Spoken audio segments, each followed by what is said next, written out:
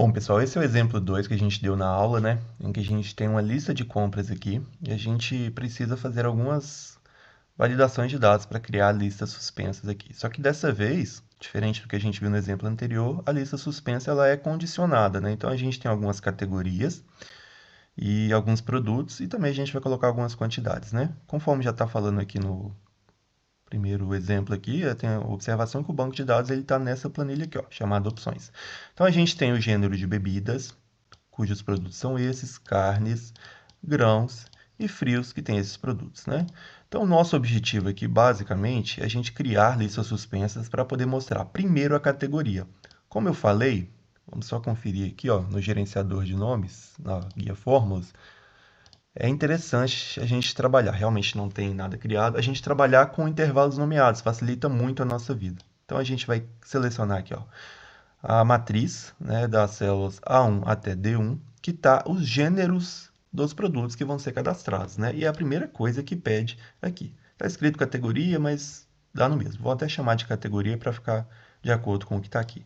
Então, a gente seleciona esse intervalo e a gente vai aqui do lado, ó, próximo da guia de fórmulas, e embaixo aqui dessa área aqui, se for na página inicial, né? A gente vai selecionar e vai colocar categorias, conforme está escrito na tabela. E dá Enter. Pronto. Esse intervalo já é conhecido pelo Excel como categorias.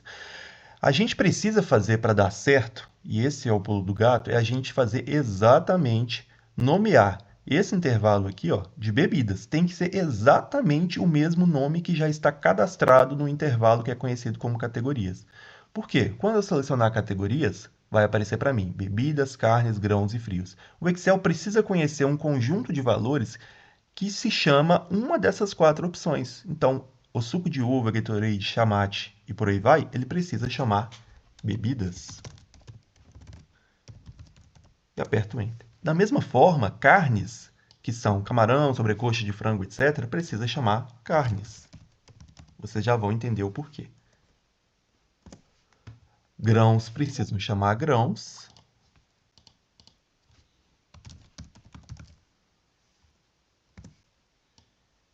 E frios precisa chamar frios. Pronto. O que a gente pode fazer? A gente vai voltar agora para a lista de compras e vai criar a validação para atender a primeira solicitação. Então, a gente tem que criar a lista suspensa nas colunas A e B e selecionar os gêneros e seus respectivos produtos, de modo a simular uma compra em supermercado. Depois, insira manualmente as quantidades. Então, vamos lá. A gente vai criar uma lista suspensa do ramo categoria, fazendo exatamente aqui vindo na guia dados, em validação de dados, conforme a gente já fez anteriormente, permitir uma lista, e a fonte dessa vez eu não preciso clicar aqui e selecionar, já que eu já dei o nome. Eu sei que o Excel conhece isso aqui como categorias. Ok. Então, a gente vai selecionar e a gente já consegue ver quais são as categorias. O que eu faço? Em vez de criar uma validação, vir aqui em validação de dados, selecionar a opção lista e fazer a fonte novamente, eu não preciso. Basta eu vir aqui, assim como eu arrasto uma fórmula, eu vou arrastar essa validação para todas as minhas opções. Perceba que já está disponível também. Agora, em produtos, a validação tem que ser um pouco diferente, porque os produtos são com base no que está selecionado aqui. Se é bebidas, quando eu criar a lista suspensa, só pode aparecer opções bebidas. E até por isso a gente nomeou exatamente, depois de criar a primeira validação de dados, lista suspensa, essas subcategorias, digamos assim, esses produtos, com o nome que já estava cadastrado aqui em cima. O Excel precisa conhecer um intervalo com esse nome bebidas para ele disponibilizar somente ele nessa célula B2, ou seja, somente essa matriz, que vai da célula A2 até a 8. Então, a gente já tomou cuidado, já fez esse cadastro de bebidas. A gente vai só vir aqui em validação de dados, lista, e aqui vem a diferença. Em vez de colocar igual bebidas, porque se a gente pode até colocar igual bebidas, conforme a gente colocou. Tudo bem. E aqui aparece.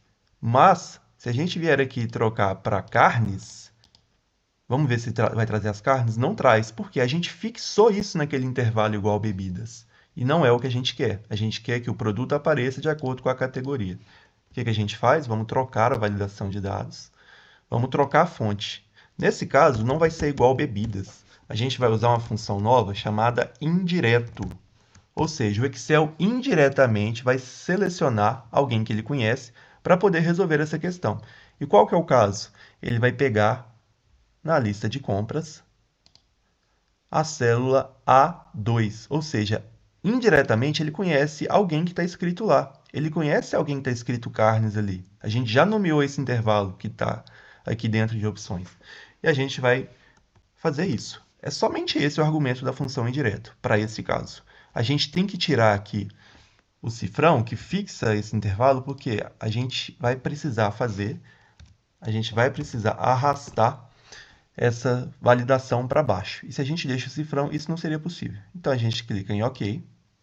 E agora a gente já tem disponível sobrecoxa, tiras de asa, etc. Né? A função também pede para a gente colocar as quantidades. Né? Então, vou cadastrar mais algumas aqui. Não precisa fazer de todas. Grãos. Preciso arrastar a validação, né? Vou apagar esses dados aqui. Arroz, 5 quantidades. Carnes, grãos, bebidas. A gente vai colocar aqui suco de maçã, 3. E por fim, frios. E a gente vai selecionar. Ora, não está aparecendo nada em frios. Mas por quê? Qual será o erro? Foi exatamente o que a gente viu lá na aula. Infelizmente, por uma questão do prazo apertado, a gente não conseguiu pontuar esse tema. Cometemos um erro no cadastro da opção frios. Perceba que em categorias a gente tem a opção frios, está escrito exatamente dessa forma, foi exatamente frios como a gente cadastrou aqui, mas quando a gente seleciona o intervalo, a gente nomeou ele de frio. Cometemos um erro, faltou a letra S. E o Excel não conhece nada chamado frios, ele conhece algo chamado frio. Então, o que a gente pode fazer? A gente pode vir aqui em Fórmulas, Gerenciador de Nomes, em Editar, seleciona o intervalo frios e a gente coloca o S que está faltando. Aperto OK, fechar. Agora eu posso voltar aqui para a opção frios. Agora o Excel já conhece alguém nesse formato. Simples assim. Essa é a validação de dados condicionada, pessoal. E aí posso dar o exemplo, conforme eu já falei na aula, que a gente poderia ter uma outra categoria aqui. Não consigo pensar agora no momento algo para fazer uma subcategoria desses produtos, mas a gente poderia pensar em países. Por exemplo, Brasil. Aí na segunda coluna, Estado de Minas Gerais, já foi uma validação de dados condicionada. E depois a gente cadastrava lá no nosso banco de dados as cidades do Estado de Minas Gerais. Então iria encaixar nessa terceira coluna. E por aí vai. A gente pode ir fazendo subcategorias. Uma informação importante, pessoal. Aqui em gerenciador de nomes, esses nomes eles não podem ter espaços. Então, se você for colocar uma frase como a origem do seu nome, é interessante você colocar, exemplo, bebidas, underline, alcoólicas, para poder fazer a separação visual, mas nunca um espaço em branco, porque o Excel ele não aceita. Beleza? Para finalizar, a gente vai fazer aqui a questão da inserção da macro, né? Vamos fazer uma bem simples para começar. A gente tem a guia desenvolvedor, onde a gente vai iniciar a gravação da macro. E aí a gente faz o seguinte, a gente vai selecionar desenvolvedor. Ah, mas não está aparecendo para mim a guia desenvolvedor. Não tem problema, você vai vir aqui em arquivos, no Excel, né? Opções, a gente vai colocar personalizar faixas de opções e aqui está a guia desenvolvedor. Pode ser que ela estaria desse lado aqui da esquerda, seria selecionar essa guia, clicar no botão adicionar e ela já vai aparecer para você, ok? Seleciona OK. Agora eu vou começar a gravar uma macro. O que é uma macro? Simples assim, a macro vai filmar, entre aspas, o que você está fazendo na sua tela e ela vai repetir exatamente isso. Ela vai filmar tudo que você está fazendo e ela vai fazer isso com um simples botão, que é o nosso objetivo aqui, criar um botão que, ao ser pressionado, ele deve permitir apagar tudo e a gente preencher de novo. O que a gente vai fazer? Vamos começar a gravar a macro, vocês vão entender. A macro que vai chamar apaga tudo. Pode dar uma descrição, pode colocar um atalho, falar onde que essa macro vai atuar, onde que a gente vai guardar ela, é nessa pasta de trabalho, tá? E eu vou clicar em OK. Beleza, já está gravando. Ó. Quando a gente coloca aqui, ó, uma macro está sendo gravada. Clique para interromper a gravação. É importantíssimo, pessoal, vocês não fazerem nada além do seu objetivo aqui, porque tudo que você faz, quando você clica num botão, numa célula, clica em outra, troca de aba, volta para a aba, a macro está gravando tudo isso. E ela vai ficando cada vez mais pesada. Isso pode dar um problema em rodar essa macro e seu objetivo não ser cumprido, tá? Então, basicamente, a gente vai fazer o nosso objetivo, o que que é? Apagar tudo, né? Eu poderia vir aqui e selecionar aqui. Porém, eu quero ser ainda mais objetivo. Eu quero apagar tudo. Eu que não preenchi aqui, mas se você tiver preenchido até o final, o nosso objetivo é apagar da célula A2 até a célula C18. Seleciona tudo, aperta o Delete. Pronto, a macro já viu que eu fiz isso e esse é o meu objetivo.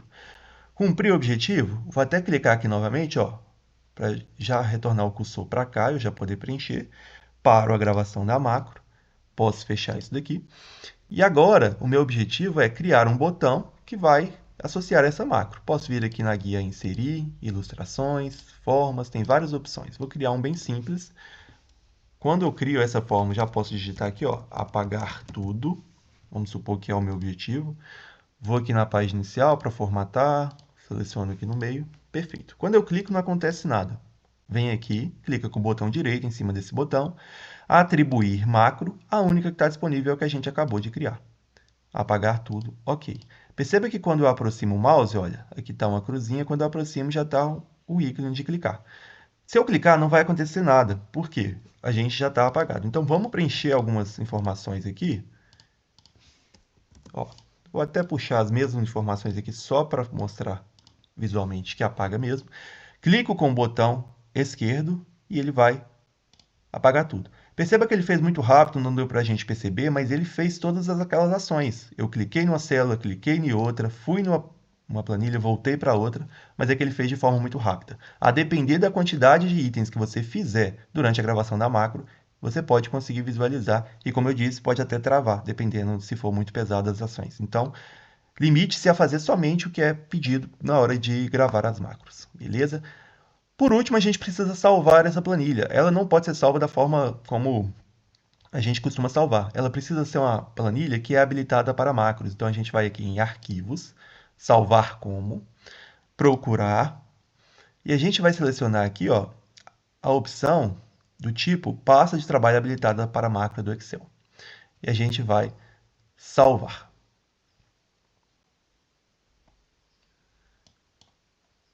Pronto, agora a gente já está salvo. Só para poder mostrar, a fim de curiosidade, a gente vai selecionar aqui a guia desenvolvedor, a gente vai ver quais são as macros que existem, a gente vai vir aqui em editar. Esse é o ambiente que a gente criou, pessoal. Essa é uma linguagem de programação chamada VBA. Então, tudo que a gente fez lá de forma intuitiva no Excel foi gerado um código por trás. A gente poderia fazer o caminho reverso. Se você conhece a linguagem de programação VBA, você poderia digitar exatamente esse código. Você pode vir aqui e criar uma nova macro. E aí a gente conseguiria atingir tudo que a gente quis lá, que é selecionar uma, selecionar outra, ir para outra aba e, por fim, selecionar tudo e apagar. Selecionei do A2 ao C18, depois cliquei em apagar. Beleza? Então é isso, pessoal. Basicamente é o objetivo das macros. Vou fechar aqui. Então a gente vai aprofundar mais depois em um segundo momento.